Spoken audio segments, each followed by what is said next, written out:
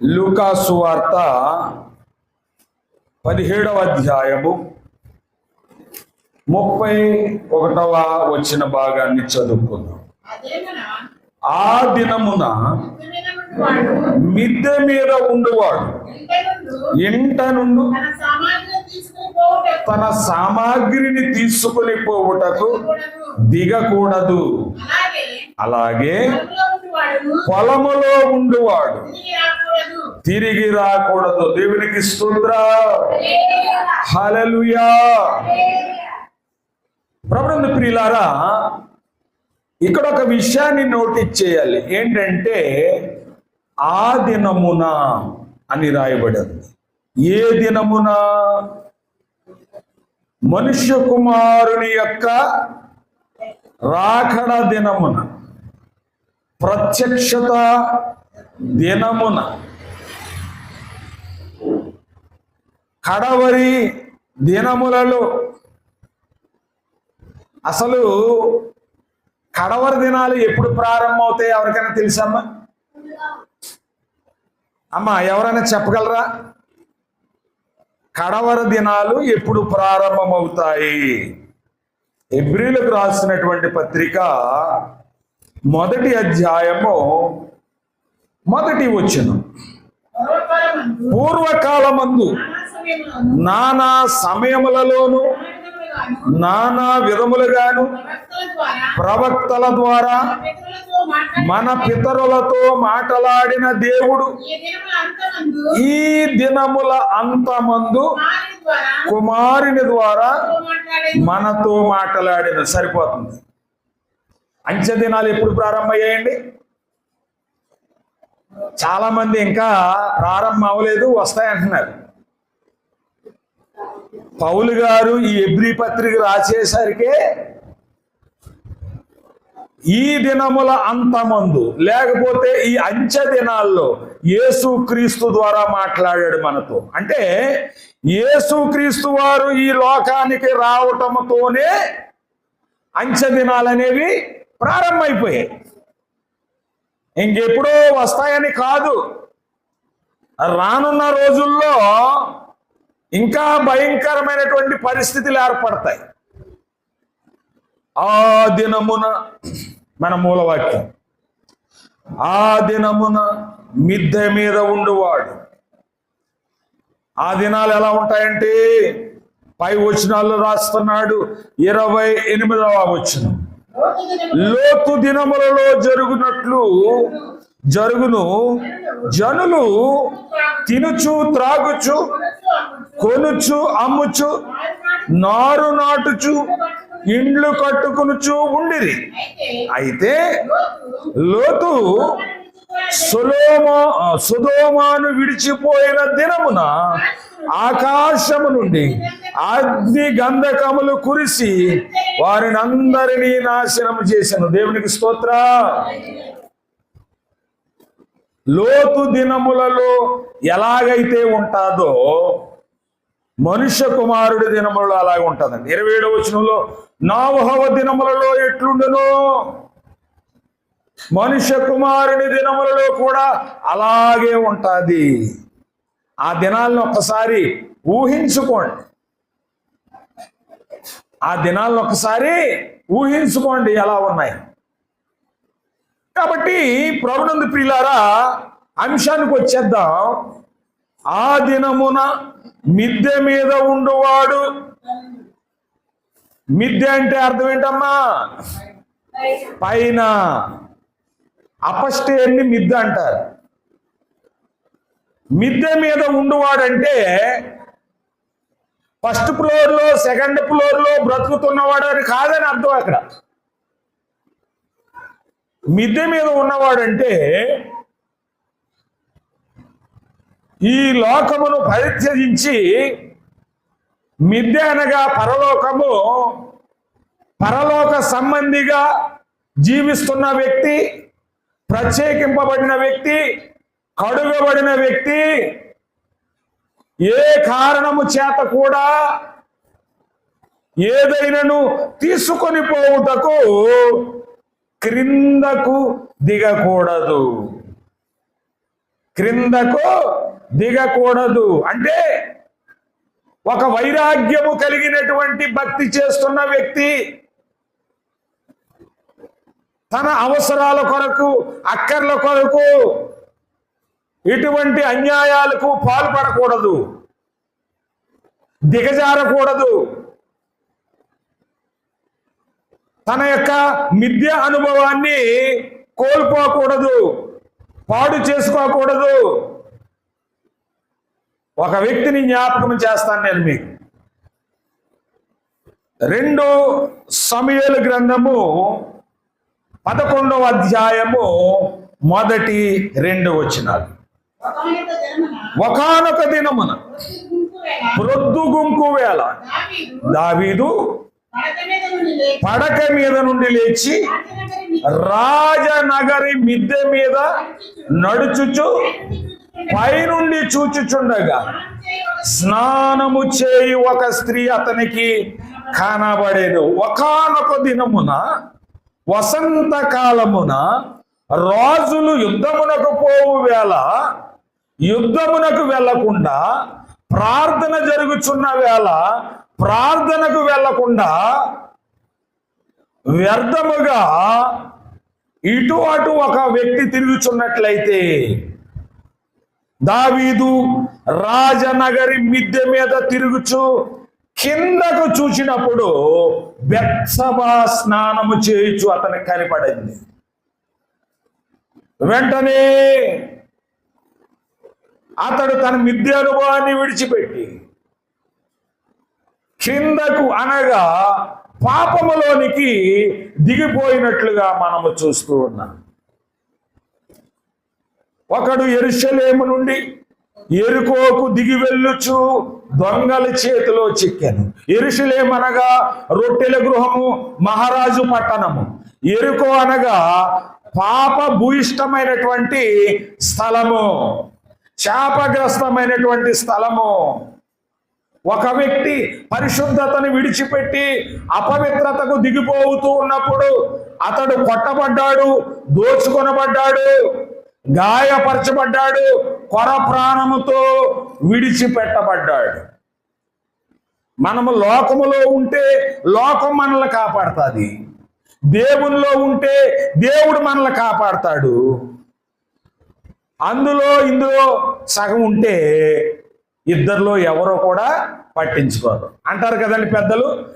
ఒక పడవ మీద ప్రయాణం చేసేవాడు సురక్షితంగా గమ్యాన్ని చేరతాడు. 2 పడవల మీద కాలు వేసి ప్రయాణం చేసేవాడు మధ్యలో దిగబడిపోతాడండి. 2 తలంపులు మనకు ఉండకూడదు. అయితే యేసు వైపున ఉండండి, లేకపోతే లోకం వైపున ఉండండి. మనసు నిలపలేని ఎడల అది ఇది వలదు, కుదరదు. ప్రభునందు ప్రియులారా, ఒక పరిశుద్ధమైనటువంటి దేవుడు కోరుకున్నటువంటి ఆశీర్వదించబడినటువంటి దీవించబడినటువంటి ప్రపంచానికే ఆశీర్వాదకరంగా ఉన్నటువంటి ఒక పర్వత శ్రేణిని విడిచి ఒక వ్యక్తి కిందకి దిగిపోతూ నష్టపోయాడు.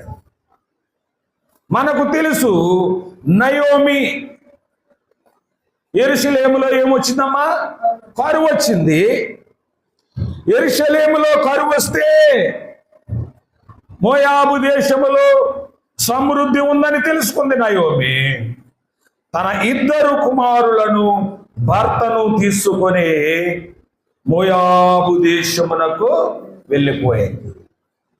అక్కడ మోయాబు స్త్రీలను తన కుమారులకిచ్చి పెళ్లి చేసింది.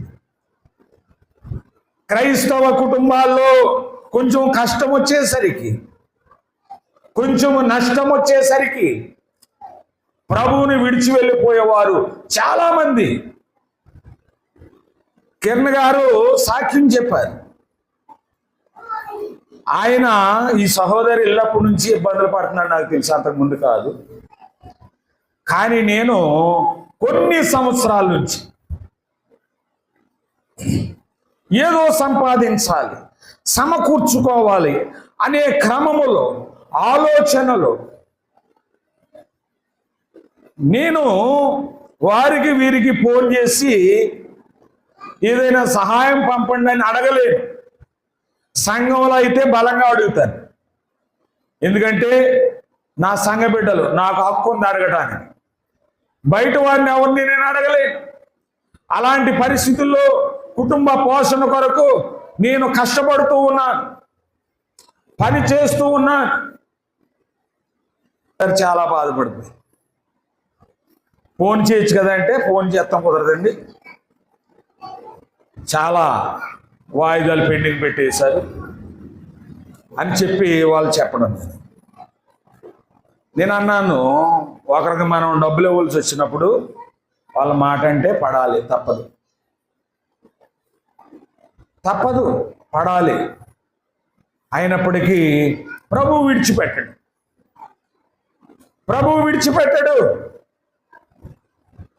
ప్రార్థన చేద్దాం. దేవునికి స్తోత్రం, హల్లెలూయా. నయోమి చిన్న కష్టం రాగానే మోయాబు దేశానికి వెళ్ళింది. ఎంత నష్టపోయిందమ్మా? భర్తను పోగొట్టుకుంది, కొడుకులనిద్దరినీ పోగొట్టుకుంది. తన అనుభవాన్ని తలంచుకుని ఒక పేరు పెట్టమంది. నన్ను ఇక నయోమి అని పిలవద్దు, మారా అంటే చేదు, నయోమి అంటే మధురము. నాలో ఏమాత్రము మధురము లేదు, నాలో ఏమాత్రము సంతోషము లేదు. నేను అన్నీ పోగొట్టుకున్నాను. చూసారా, మిద్దె అనుభవాన్ని విడిచిపెడితే, మిద్దె జీవితాన్ని విడిచిపెడితే అన్నీ పోగొట్టుకుంటాను. అంతిమ విజయము మనది. దేవునికి స్తోత్రం, హల్లెలూయా, హల్లెలూయా. చిన్న కష్టం వస్తే, పాస్టర్ గారి ప్రార్థన వల్ల తగ్గకపోతే తాయెత్తుకి వెళ్ళవలసిన పని లేదు. డాక్టర్ దగ్గరికి వెళ్ళండి, డాక్టర్ దగ్గరికి వెళ్ళి చూపించుకోండి, తప్పులేదు. దేవుడు ఏమన్నాడు? నీవు వైద్యుల యొద్దకు వెళ్ళన్నాడు, నువ్వు వైద్యులను సంప్రదించన్నాడు. ప్రార్థన చేసుకుంటాం, కార్యం జరగకపోతే వైద్యుల దగ్గర, లేకపోతే వైద్యుల దగ్గరికి వెళ్తూ ప్రార్థన చేయించుకోవాలి. ఒకవేళ దేవుడు కూడా కరుణించకపోతే మందులు కూడా నిన్ను నిలబెట్టలేవు. నువ్వు వేసుకునే మందు పనిచేయాలన్నా అది దేవుని యొక్క దీవెన ఉండాలి. అది గమనించారు చాలా మంది. పాస్టర్ గారి ప్రార్థన వల్ల తగ్గింది ఏంటి, ఇంకొక హాస్పిటల్కి వెళ్ళిన తర్వాత రైట్ అయింది అనుకుంటారు. అలా అనుకోకూడదు ప్రాబ్లం. అలా ఎవరో కూడా అనుకోకూడదు. ఇక్కడ మనం చూస్తూ ఉన్నప్పుడు మిద్దె మీద మనము కడగబడి బాప్తిసం తీసుకొని ఒక వైరాగ్యము కలిగినటువంటి పరిశుద్ధమైనటువంటి జీవితాన్ని జీవిస్తున్న మనము ఏ విధము చేతనైనను లోకములోనికి వెళ్ళకూడదు. చూడండి, చూసినట్లయితే మొదటి సమూయేలు 9:25 చదవండి అమ్మా. మొదటి సమూయేలు గ్రంథము 9వ అధ్యాయం 25వ వచనం. పట్టణస్థులు ఉన్నతమైన స్థలము మీద దిగుచుండగా సమూయేలు సౌలుతో మిద్దె మీద మాటలాడుచుండెను. ఉన్నతమైన స్థలము, ప్రవక్తలు ఉండే స్థలము, మిద్దె పైన, అలాంటి స్థలములో సమూయేలు సౌలుతో ముచ్చటిస్తూ ఉన్నాడు, సౌలుతో మాట్లాడుతూ ఉన్నాడు. సౌలు మీదకి ఏమొచ్చిందంటే పరిశుద్ధాత్మ దిగి వచ్చింది. దేవునికి స్తోత్రం. 10వ అధ్యాయం చూడమ్మా. వారు ఆ కొండ దగ్గరకు వచ్చినప్పుడు ప్రవక్తల సమూహము అతనికి ఎదురుపడగా దేవుని ఆత్మ బలముగా, దేవునికి స్తోత్రం, హల్లెలూయా. ఈ వారం కిరణ్ గారు సరిగ్గా స్తుతి ఆరాధన చేయలేదు. అంటే నేను చేయకపోవచ్చు, నాకు దేవుడు ఏ తాళాన్ని ఇచ్చాడు దాంతో వాడు. స్తుతారాధన చేసినప్పుడు దేవుల్లో లీలమైపోయి విలీనమైపోయి దేవుని పరిశుద్ధాత్మ మనం తాకినట్లుగా బాడీని ఒక తేలికైపోయినట్లుగా మన బాడీ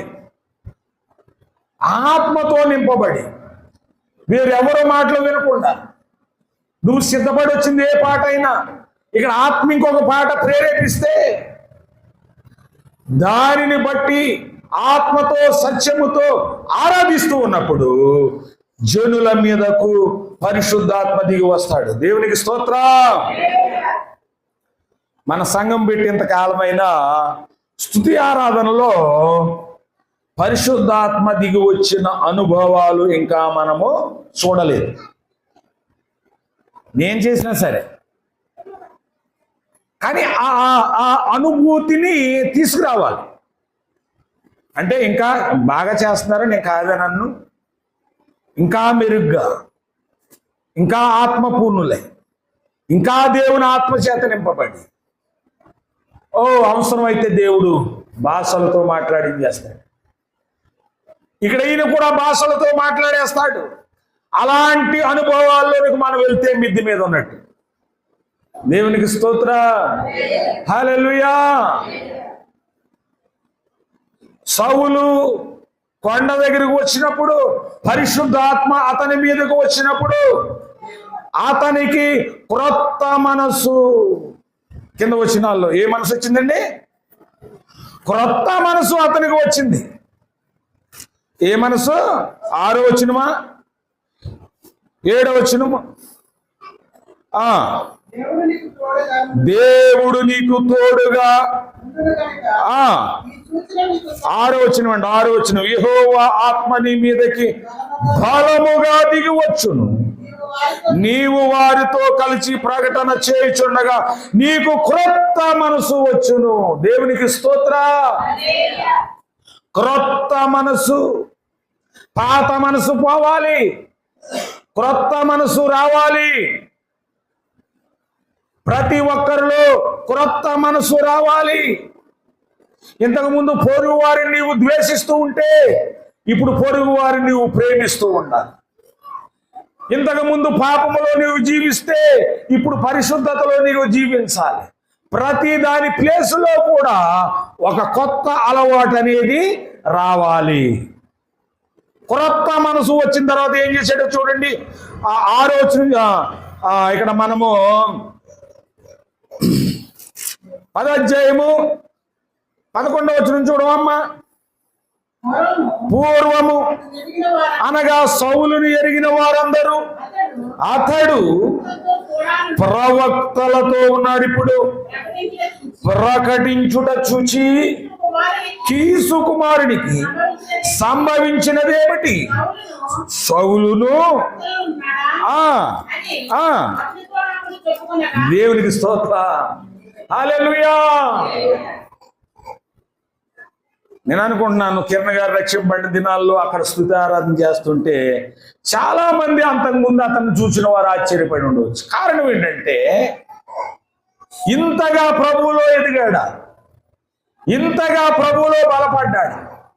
సౌలు గాడిదలు కాసుకుంటాడు, లేదా తన గాడిదలు తప్పిపోతే వెతుక్కోవడానికి వెళ్ళాడు. ఈ సౌలుని చూసిన వారు అంటున్నారు, ఇతడు ప్రకటించుచుండగా సౌలును ప్రవక్తలలో ఉన్నాడా? అంటే ప్రవక్తలలో ఒక ప్రవక్తగా ప్రకటించుచు ప్రవక్తలకే మతిపోగొడుతున్నాడు సౌలు. కారణం ఏంటి? మిద్దె అనుభవం. కారణం ఏంటమ్మా? అక్కడ సమూయేలుతో ఎక్కడ గడిపాడు? మిద్దె మీద గడిపాడు. మిద్దె అనుభవాన్ని కలిగి ఉండాలి.